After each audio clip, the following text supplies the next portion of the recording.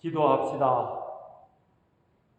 전능하신 하느님, 주님께서는 모든 사람의 마음과 소원을 다 아시며 은밀한 것이라도 모르시는 바 없사오니 성령의 감화하심으로 우리 마음의 온갖 생각을 정결하게 하시어 주님을 진심으로 사랑하고 주님의 거룩하신 이름을 공경하여 찬송하게 하소서.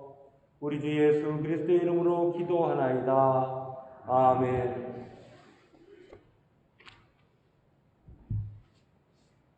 교우 여러분, 말씀과 성사로 우리에게 오시는 주님을 올바로 경배하기 위하여 우리 죄를 반성하고 고백합시다.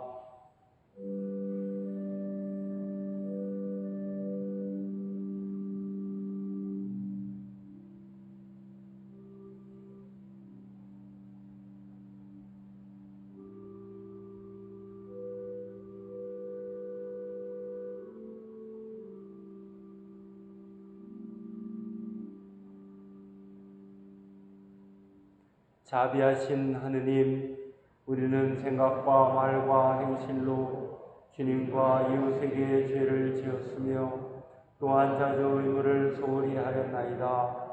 주여 우리 죄를 용서하시고 우리로 하여금 예수 그리스도 안에서 새로워지게 하소서. 진실로 죄를 고백하는 모든 사람을 용서하시는 전능하신 하느님께서 여러분을 불쌍히 여기시어 예수 그리스도의 공로로 모든 죄를 용서하시고 선행할 힘을 주시어 영원한 생명을 얻게 하소서.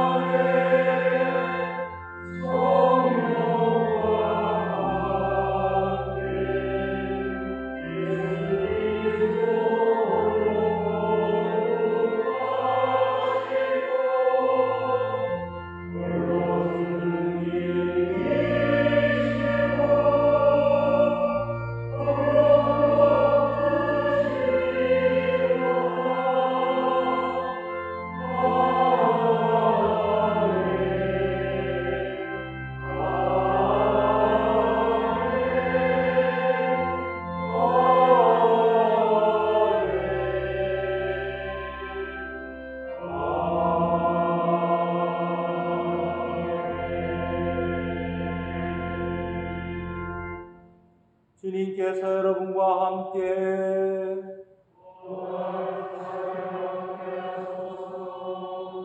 기도합시다. 주 하느님, 우리가 생각하는 것보다 더욱 좋은 것을 베풀어 주시나이다. 예오니 우리에게 가장 좋은 선물인 성령을 내리시어 항상 주님의 자녀로서 풍성한 삶을 살게 하소서. 이는 성부와 성령과 함께 한 분 하느님이신 우리 주 예수 그리스도의 이름으로 기도하나이다. 아멘.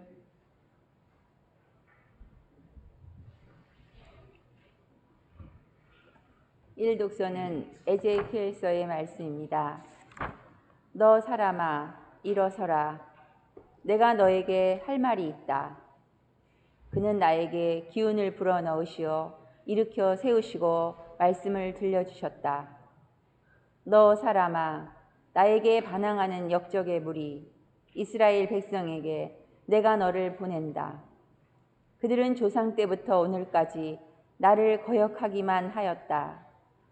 그 낯가죽이 두꺼운 자들, 그 고집이 센 자들, 그런 자들에게 내가 너를 보낸다. 주 야훼께서 이렇게 말씀하신다 하고 내 말을 전하여라. 본래 반항하는 일밖에 모르는 족속이라 듣지도 않겠지만 듣든 안 듣든 내 말을 전하는 자가 저희 가운데 있다는 것만은 알게 해주어야 하지 않겠느냐. 주님의 말씀입니다.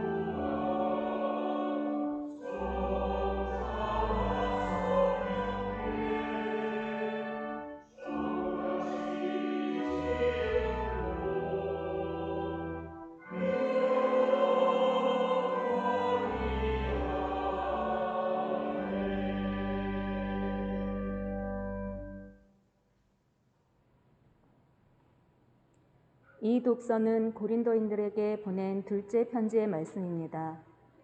내가 잘 아는 그리스도 교인 하나가 14년 전에 셋째 하늘까지 붙들려 올라간 일이 있었습니다. 몸째 올라갔는지 몸을 떠나서 올라갔는지 나는 모릅니다. 그러나 하느님께서는 알고 계십니다. 나는 이 사람을 잘 압니다. 몸째 올라갔는지 몸을 떠나서 올라갔는지 나는 알지 못하지만 하느님께서는 아십니다. 그는 낙원으로 붙들려 올라가서 사람의 말로는 표현할 수 없는 이상한 말을 들었습니다. 나는 이 사람을 자랑하려고 하며 나 자신에 관해서는 나의 약점밖에 자랑하지 않겠습니다. 내가 다른 것도 자랑할 마음이 있어서 자랑한다 하더라도 사실대로만 말할 것이기 때문에 내가 어리석은 사람이 될 까닭은 없습니다. 그러나 사람들이 내게서 보고 듣고 한 것 이상으로 나를 평가하게 될까봐 나는 자랑을 그만하겠습니다. 내가 굉장한 계시를 받았다 해서 잔뜩 교만해질까봐 하느님께서 내 몸에 가시로 찌르는 것 같은 병을 하나 주셨습니다. 그것은 사탄의 하수인으로서 나를 줄곧 괴롭혀 왔습니다. 그래서 나는 교만에 빠지지 않게 되었습니다. 나는 그 고통이 내게서 떠나게 해주시기를 주님께 3번이나 간청하였습니다. 그러나 주님께서는 너는 이미 내 은총을 충분히 받았다. 내 권능은 약한 자 안에서 완전히 드러난다. 하고 번번이 말씀하셨습니다. 그래서 나는 그리스도의 권능이 내게 머무르도록 하려고 더없이 기쁜 마음으로 나의 약점을 자랑하려고 합니다. 나는 그리스도를 위해서 약해지는 것을 만족하게 여기며 모욕과 빈곤과 박해와 공궁을 달게 받습니다. 그것은 내가 약해졌을 때 오히려 나는 강하기 때문입니다. 주님의 말씀입니다.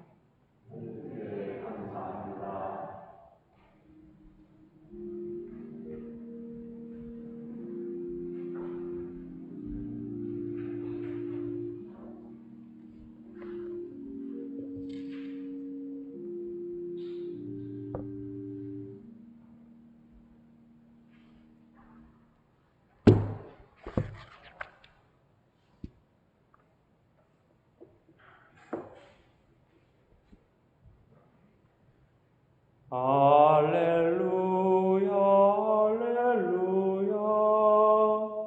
주님은 이 세상의 빛이시니 주님을 따르는 자는 어둠 속을 걷지 않고 생명의 빛을 얻으리라. 할렐루야, 할렐루야. 주님께서 여러분과 함께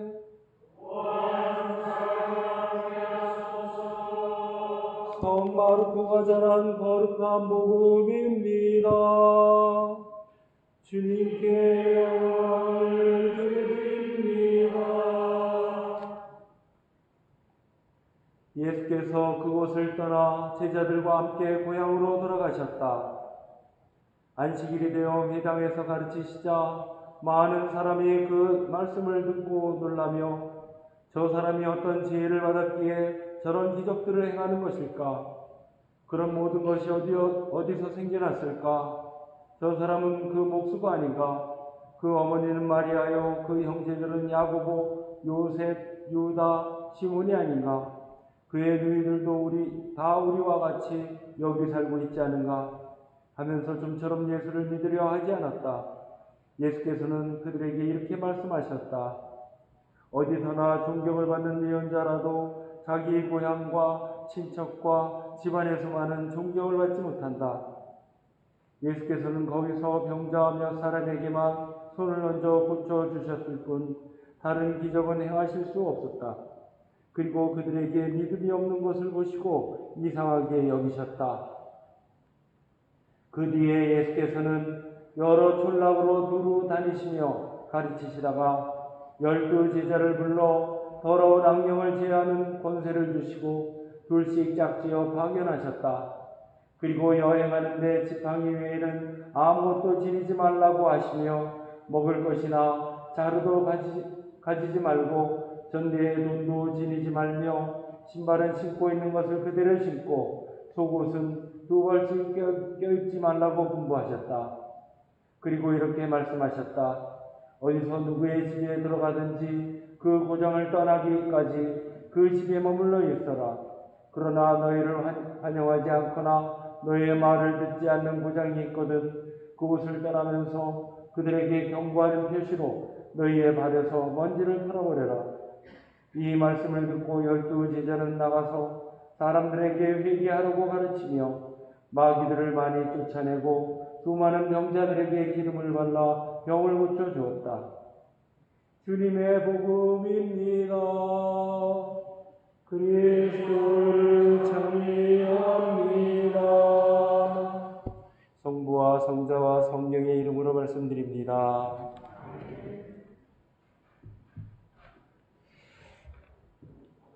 예수께서 고향에 가셨습니다. 여러분, 고향이라고 하면 어릴 적부터 함께 살아온 가족, 친지, 또 이웃 사람들이 사는 곳입니다. 미우나 고우나 정든 곳이고 또 정든 사람들이 사는 곳이지요. 예수님께서 공생애를 시작하기 전까지 30년을 살았다고 하면 적지 않은 세월을 사신 곳입니다. 지금 우리나라에서는 어떻죠? 몇 해가 되면 벌써 고향이 막 확확 달라지지 않았을까요? 막 재개발이다, 또 신도시다, 해가면서 어마어마한 몇 년이면, 불과 몇 년이면 상전 몇 해를 이룰 정도로 많은 변화를 가져옵니다. 그러나 예수님 시대의 팔레스타인에서는 별로 변화가 없었을 것입니다. 예수께서는 목수의 아들로서 가족들과 함께 사셨습니다. 그러나 공생애를 시작하고부터는 구세주로서, 하느님의 사랑하는 아들로서 하느님의 사역을 전개하셨습니다. 예수께서 고향에 다시 가신 것은 구세주로서 하느님 나라의 복음을 선포하러 가신 것이지요. 예수께서 회당에서 가르치셨습니다. 고향 사람들은 놀랐다고 했습니다. 그 놀라움에는 두 가지가 포함이 되어 있는 것 같아요. 하나는 예수님의 그 가르침에 권위가 있었기 때문에 그렇습니다. 두 번째는 이 심리적인 문제인데, 예수님의 이 새로운 모습에 대한 놀라움입니다. 말하자면 저 사람이 우리와 비슷한 사람인데 어떻게 저런 지혜를 얻었고 기적을 행할 수 있겠는가 하는 그 놀라움이죠. 그런데 이 놀라움은 금세 뭐가 됩니까? 의문이 됩니다. 이런 모든 것이 어디서 생겨났을까? 하늘에서 온 것일까? 사탄의 조종을 받은 것일까? 하는 그런 의문입니다. 이런 의문은 다시 의심이 됩니다. 저 사람은 목수가 아닌가? 말하자면 우리랑 비슷한 장인이고 일꾼인데 구세주라니? 하는 그런 의심을 가지게 된 거죠. 저 사람이 복음을 선포한다고? 나를 가르친다고? 저 사람의 어머니는 마리아요? 형제 자매는 아무개 우리랑 너무나 잘 알고 같이 사는데 저 사람이 구세주래. 이런 이제 뭡니까? 의심이 이제 가득 차게 됩니다. 이렇게 예수님의 고향 사람들은 놀라움에서 의문에서 다시 의심으로 마음을 굳혀갑니다. 예수님의 말씀은 이 사람들의 다친 마음에 들어갈 수가 없습니다.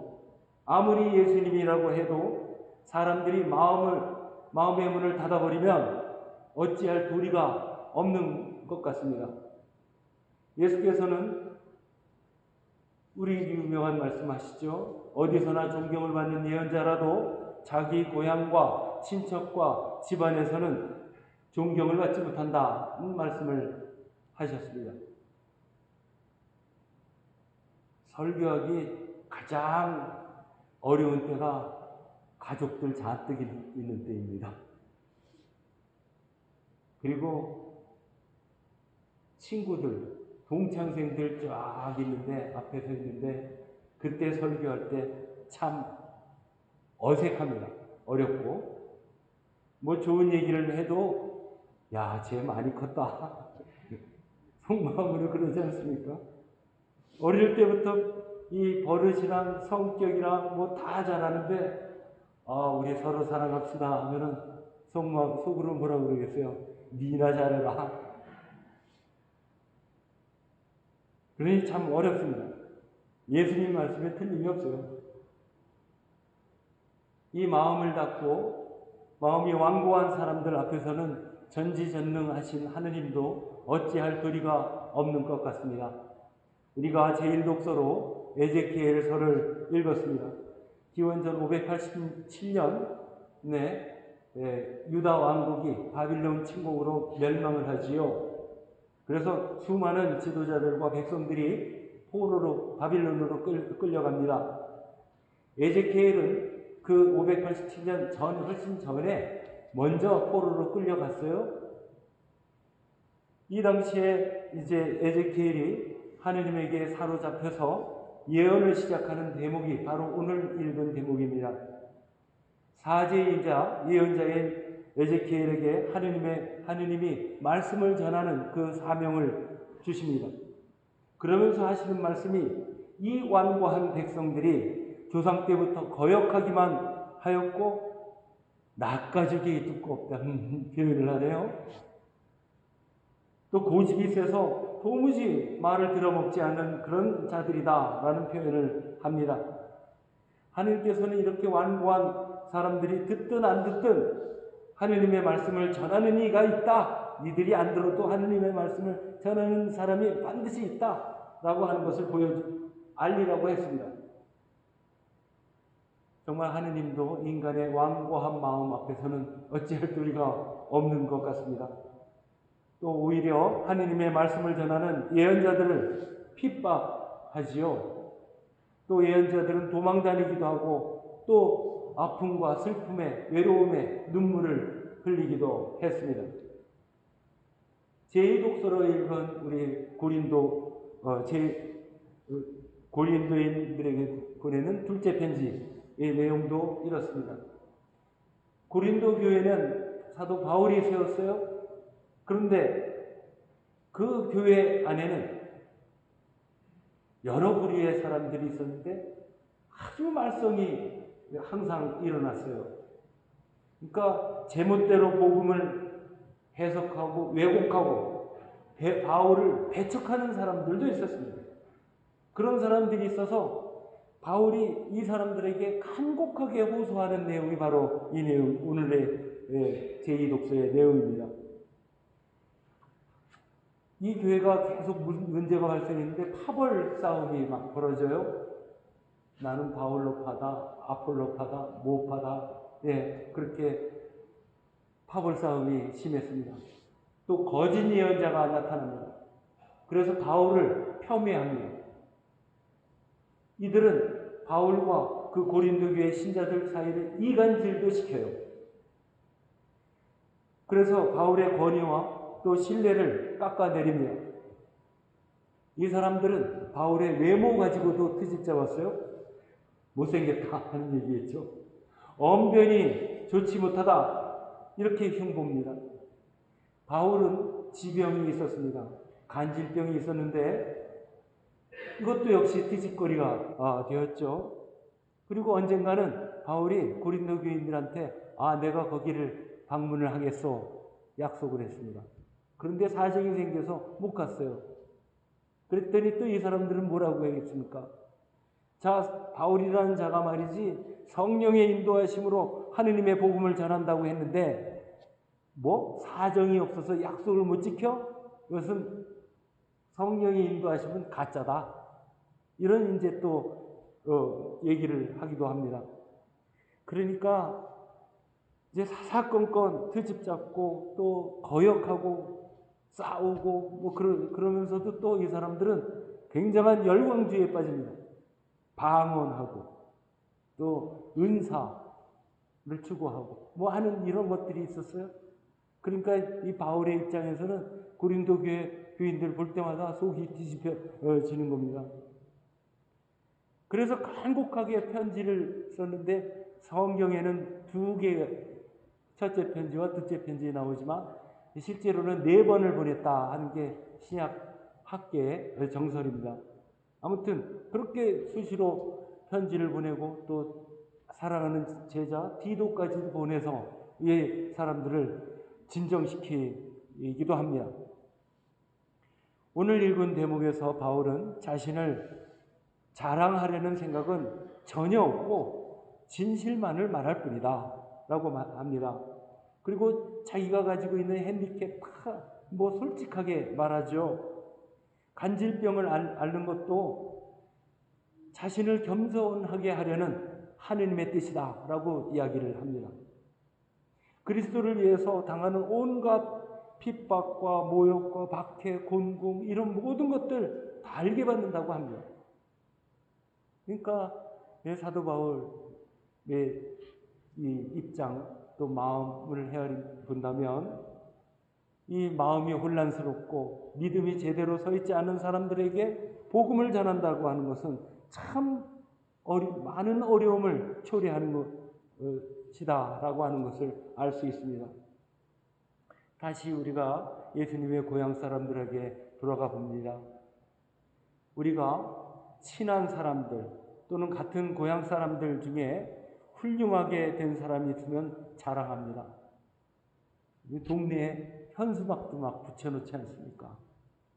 또 뭐 공무원 시험 합격했다고 이렇게 붙여놓기도 하고요. 하여튼 뭐 별의별 게 다 있습니다. 같은 학교 출신의 아무개가 국회의원이 됐다. 또는 장관이 되고 또 유명한 사람이고 이렇게 되면 어떻게 돼요? 막 만나는 사람마다 자랑합니다. 자랑하면서 뭐예요? 자기도 뭐가 된 것처럼 착각합니다. 그러면서 이제 한마디씩 또 하죠.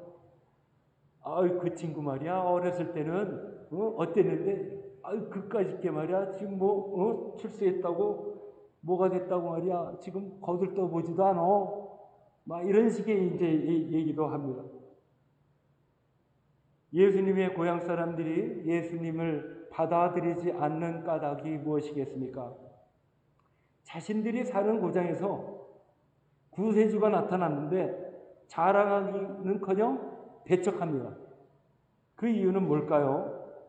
오히려 전폭적으로 지지해주고 도와주어도 시원치 않은 상황 속에서 예수가 미쳤다느니 또 사탄의 조종을 받는다느니 해가면서 반대하기도 합니다.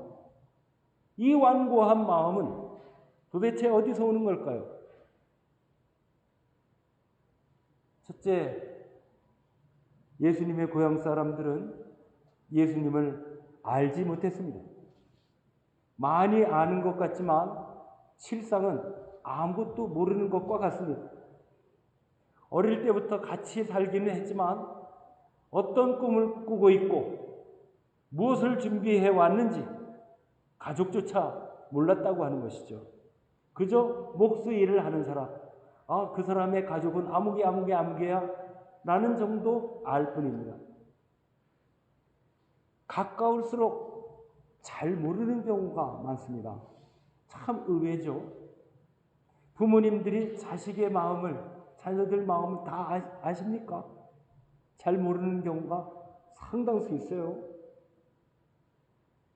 친구들끼리 자주 어울려도 속마음을 털어놓고 이야기하는 거 그렇게 많지 않습니다. 동료들 사이에 마찬가지죠. 겉으로 드러나는 것 몇 가지는 잘 알 수 있습니다. 치약을 중간으로부터 짠다느니 저 사람은 양말을 벗어서 어디로 내팽개친다느니 밥을 먹을 땐 뭐부터 먹는다느니 또 저 사람은 약속을 항상 늦어 이런 소소한 것들은 아주 잘 알아요. 또 기억에 잘 남기도 하고요. 그러나 속마음은 전혀 모르는 경우 많습니다. 우리 교회에서도 말이죠. 몇 대째 교인, 우리가 사실은 이 135년입니까? 이렇게 지났으니까 몇 대째 교인이 있어야 맞는 거예요. 자, 몇 대째 교인들 모르는 것이 없습니다. 교회에서 모르는 것이 없어요. 어느 신부님은 어떻고 어느 주교님은 어떻고 또 사모님은 어떻고 뭐 어쩌고 저쩌고 소소한 것들을 너무 잘 알아. 그런데 아는 것은 하나도 없어요. 뭘 몰라? 어떻게 해야 구원을 받는지를 모릅니다. 구원이라는 것 자체를 몰라요. 성경의 내용을 전혀 모릅니다. 기도할 줄을 몰라요. 뭐만 알아요? 사소한 것들만 잔뜩 머릿속에 담아놓고 있습니다. 예수님의 고향 사람들처럼 사소한 경험에 머물러 있는 사람들 있습니다. 두 번째, 이 사소한 경험들이 말이죠, 편견을 만듭니다. 예수님을 어린 시절부터 알다 보니까 집까짓 게 뭔데 하는 거죠. 뭐 감히 나를 가르쳐? 자기가 하느님의 아들 메시아라고 웃기시네. 이런 태도가 나오는 겁니다. 이것은 질투심이기도 합니다. 사람들은 자기보다 높은 사람, 자기보다 훌륭하다고 객관적으로 인정되는 사람에게 신뢰를 보냅니다. 어느 학교 출신이고 사회적 지위가 어느 정도 된 사람, 그 사람이 앞에 서면요, 그 사람 말이 진리가 되어버려요. 그렇지 않고 허름한 농사꾼, 어부, 목수 말이라면 귀담아 듣겠습니까? 신뢰가 안 가는 법이죠. 우리 사회에서는 편견이 참 많습니다. 지역 감정에서 오는 편견, 학력 차별에서 오는 편견, 빈부격차에서 오는 편견, 이념에서 오는 편견, 얼마나 많습니까? 이 편견에 사로잡히게 되면 균형 잡힌 사고를 할 수가 없습니다. 대화가 되질 않아요. 자, 못 사는 사람들은 다 저래. 어느 지역 출신들은 다 그래. 있습니까? 없습니까? 그 사람 빨갱이야. 있습니까? 없습니까? 이러면서 상대방 말을 잘 들으려고 하지 않습니다. 마음의 문을 굳게 닫고서 상대방이 꺼져주기를 바랍니다. 예수님을 향한 고향 사람들의 마음에는 이런 편견이 자리 잡고 있었습니다. 예수님을 받아들일 리가 없는 것이죠. 세 번째, 예수님의 고향 사람들은 메시아에 대한 고정관념에 젖어 있었습니다. 당시의 유다인들이라면 모두가 메시아가 나타나기를 고대했습니다.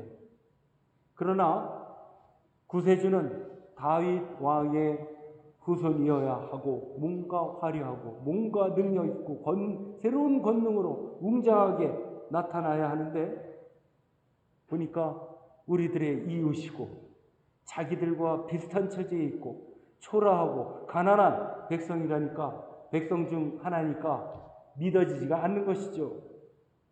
하느님께서는 가장 낮은 곳에 오시는 분이고 섬김을 받는 분이 아니라 섬기러 오시는 분, 십자가의 순환과 치욕과 고난을 다 받으시는 분이라는 상상을 하지를 못하는 거죠. 네 번째, 예수님의 고향 사람들은 새로운 것을 받아들일 마음이 전혀 없었습니다. 구시대의 율법에 꽉 막혀서 새로운 것에 대한 가능성을 생각하지 않습니다. 여러분, 과거의 것을 절대화시키면 새로운 것을 받아들일 수가 없습니다. 예수님의 가르침은 새로운 것이었죠. 율법주의에서 벗어나 새로운 계명, 사랑의 계명을 가르치셨습니다. 요즘 우리 정치 사회에서 쇄신과 변화에 대한 요구가 굉장히 많습니다. 젊은 세대들의 선택이 매우 중요한 변수로 작용하고 있습니다. 이 젊은 세대들이 가장 싫어하는 것이 뭡니까? 꼰대 문화죠.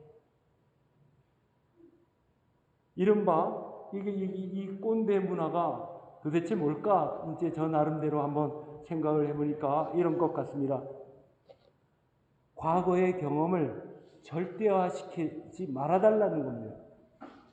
기성세대들이 과거에 경험했던 것들을 그대로 자기들한테 인식시키려고 한다든지 강요한다든지 하는 것을 싫어하는 것 같습니다.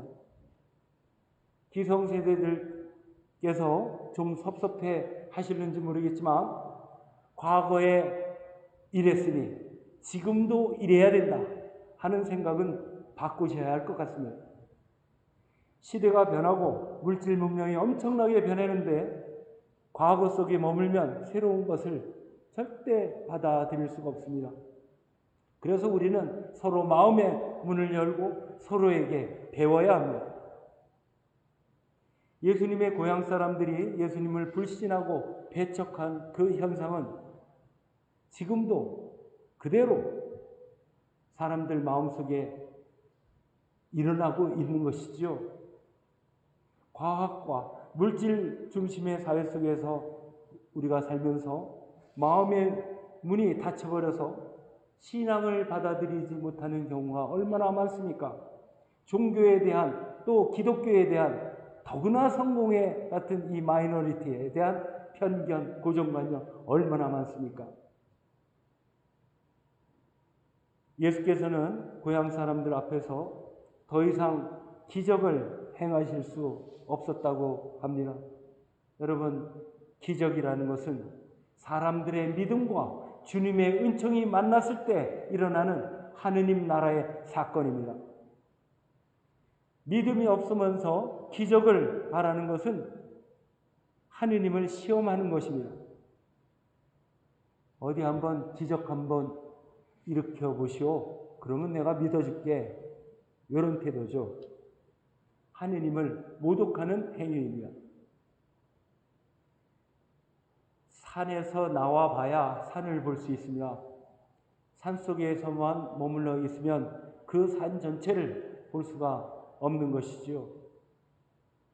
1968년에 인간이 달에 처음 갔습니다. 아폴로 11호를 타고 암스트롱이라는 사람이 다녀왔습니다. 기자들이 물었습니다. 달에 갔더니 무엇이 보입니까? 했더니 암스트롱이 말합니다. 달에서 지구를 보았더니 푸른 별이더라. 지구가 푸른 별이라고 하는 것을 저 멀리 달나라에 가서 알게 된 겁니다. 우리가 나 자신의 기억과 경험 속에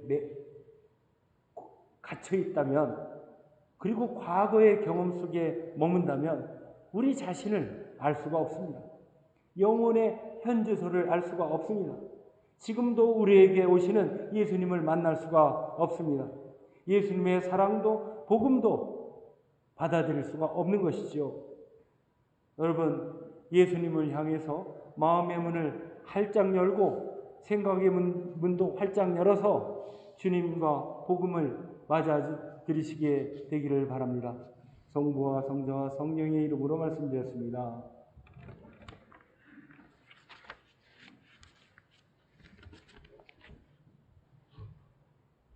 우리의 신앙을 고백합시다. 우리는 믿나이다. 한 분이시며 전능하신 하느님 아버지, 하늘과 땅과 유형무형한 만물의 창조주를 믿나이다.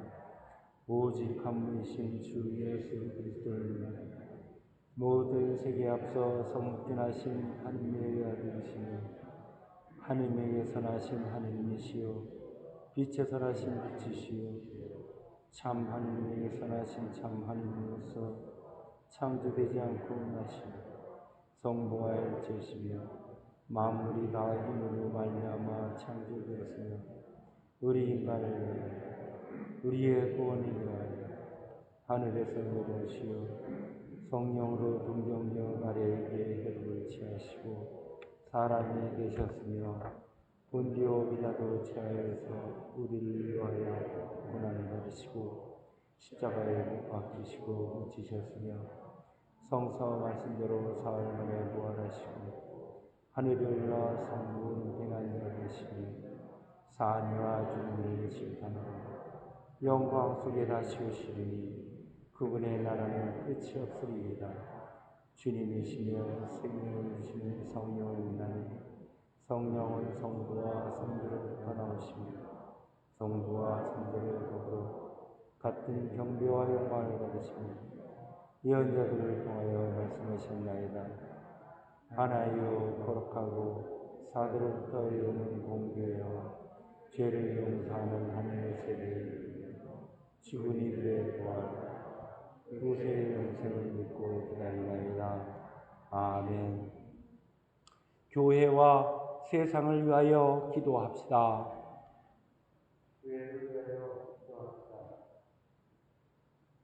주여 진리와 진실을 통하여 항상 교회를 사모하시어 모든 성직자들을 지켜 영하게 되어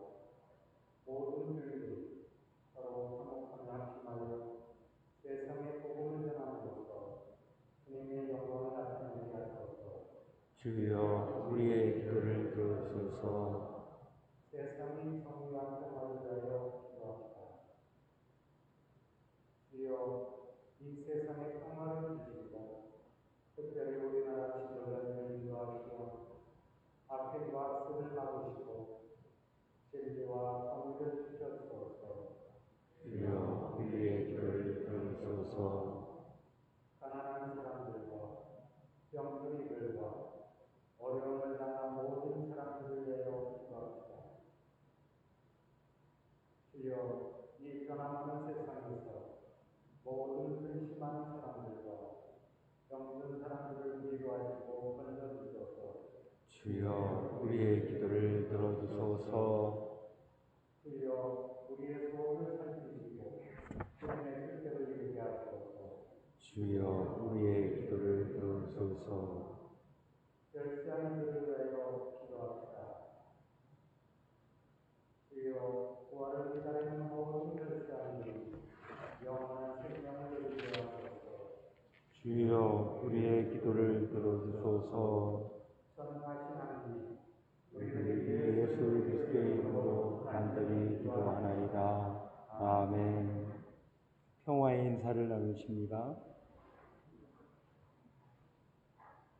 하느님은 사랑이시니 누구든지 사랑 안에 있으면 그는 하느님 안에 있고 하느님은 그 안에 계십니다. 그러므로 우리 모두 하느님의 사랑 안에서 평화를 누립시다. 주님의 평화가 여러분과 함께 서로 평화의 축복을 나눕시다. 주님의 평화를 누립니다.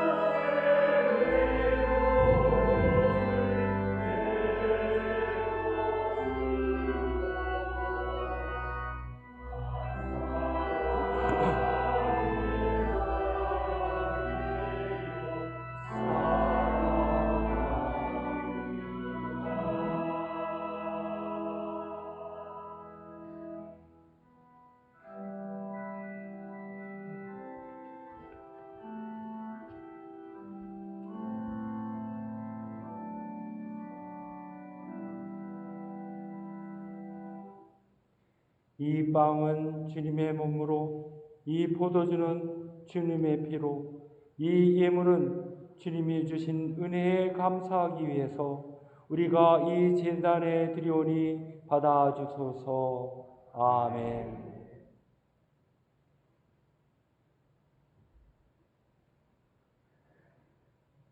주님께서 여러분과 함께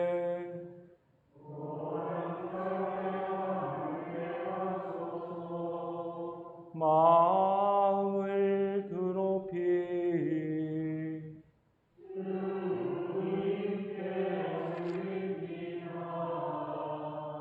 우리 주 하느님께 감사합시다.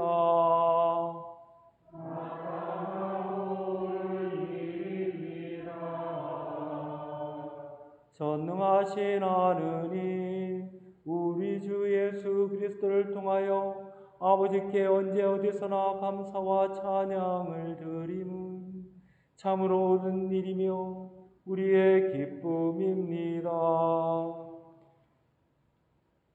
그리스도께서는 순환하시고 부활하심으로써 우리를 죄와 죽음에서 벗어나게 하시고 우리 모두를 선택된 결에 왕같은 사제 하느님의 거룩한 백성으로 삼으시어 하느님의 영광과 진리를 온 세상에 전할 의무를 주시나이다.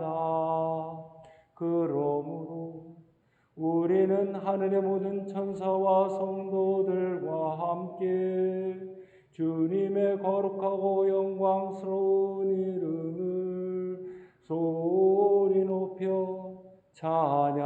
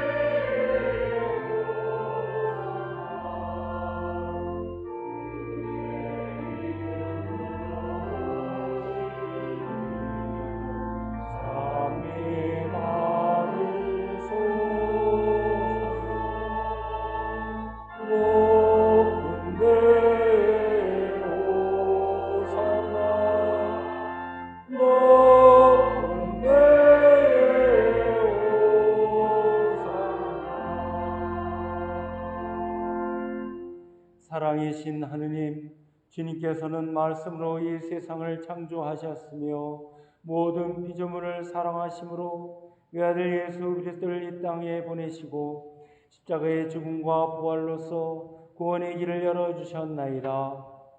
이제 주님의 말씀을 따라 감사와 찬양의 제사를 드리오니 이 빵과 포도주 위에 성령을 내리시어 그리스도의 몸과 피로 이루신 새 언약의 성사가 되게 하소서. 그리스도께서는 잡히시던 날 밤에 빵을 들어 찬양과 감사의 기도를 드리신 다음 빵을 떼시고 제자들에게 나누어 주시며 말씀하셨나이다. 받아 먹으라. 이것은 너희를 위하여 주는 내 몸이니 나를 기억하여 이 예를 행하라.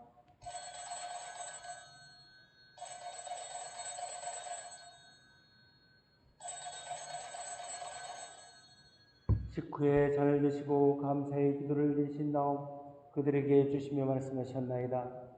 받아 마셔라. 이것은 죄를 용서해 주려고 너희들과 많은 사람을 위하여 내가 흘리는 새로운 계약의 피니 마실 때마다 나를 기억하여 이 예를 행하라.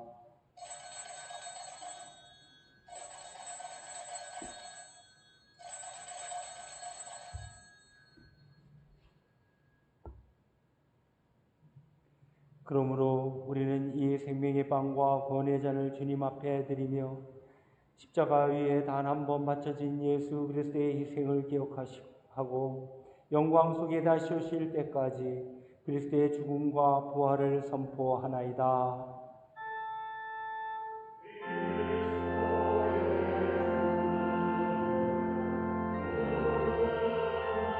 사랑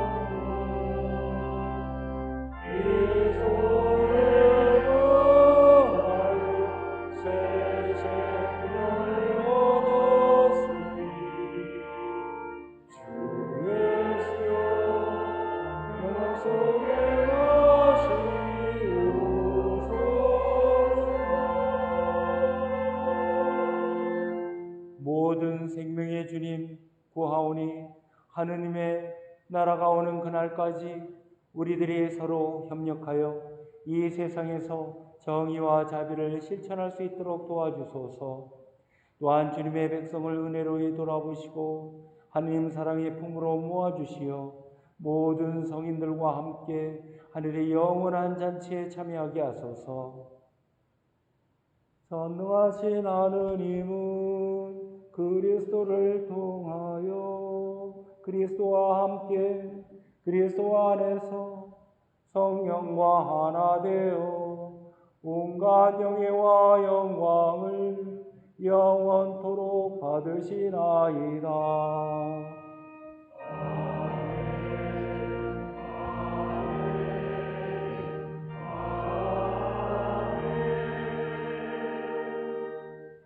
우리 구세주 그리스도께서 가르치신 대로 기도합시다.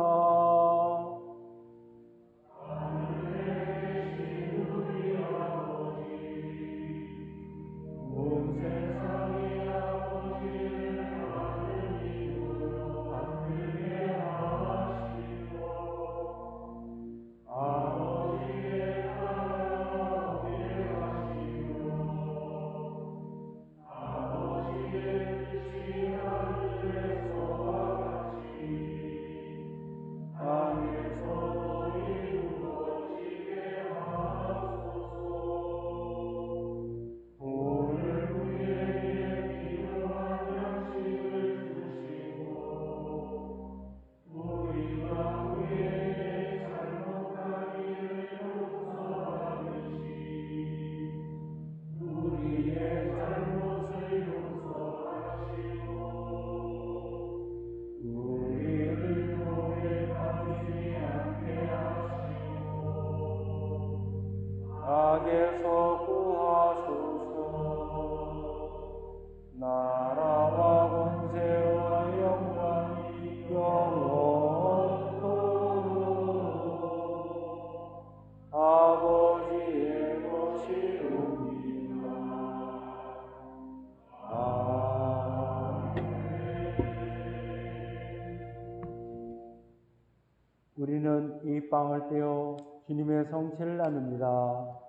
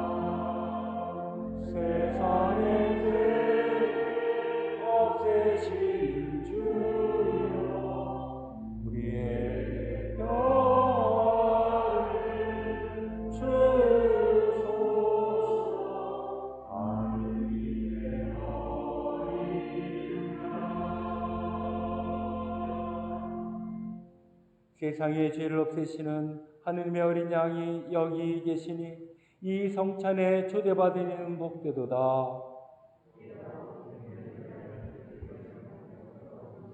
한 말씀만 하십시오. 제가 곧 나으리.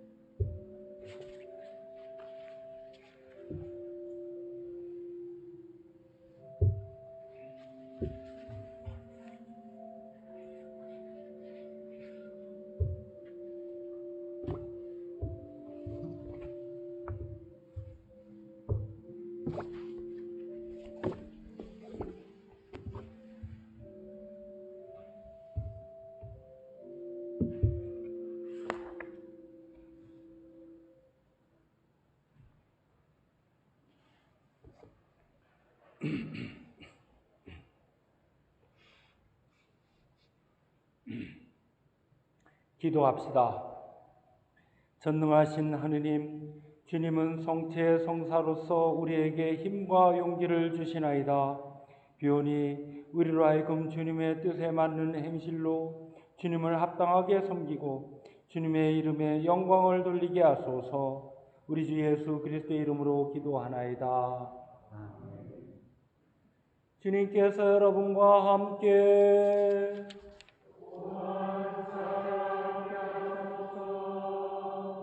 그리스도를 통하여 우리에게 영원한 생수를 주시는 하느님께서 여러분을 그 영광스러운 모습을 닮아 온전하게 하시며 전능하신 하느님 성부와 성자와 성령은 여러분에게 강복하소서.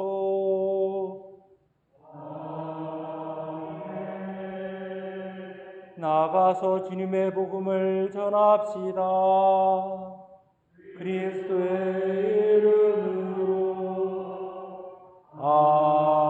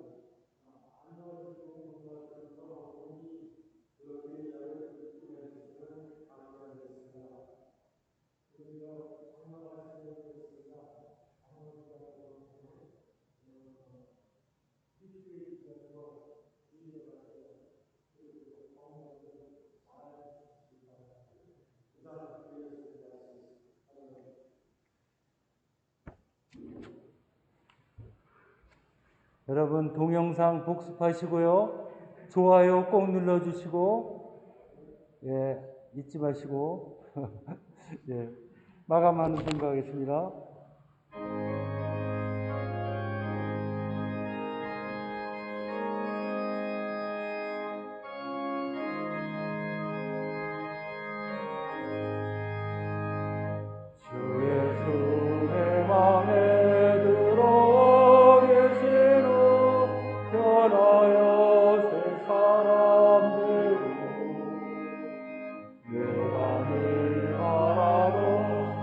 우리를